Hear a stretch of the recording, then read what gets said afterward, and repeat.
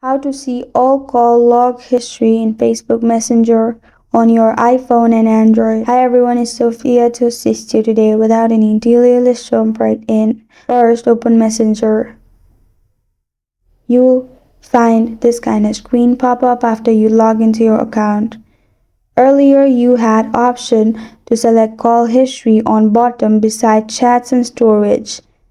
Now you cannot see any settings to see call history on Android phone. The simply answer for can you see call log history in Messenger on Android is no. But if you open iPhone and you find call history on your phone, which is the phone app, you simply find the person's name and beside that you'll find Messenger option.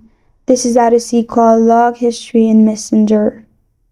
Thank you for joining me today. If this video helps you out, please leave a like and subscribe for more. Got a question or want to suggest a topic? Comment below. I'm Sophia signing off. Until next time.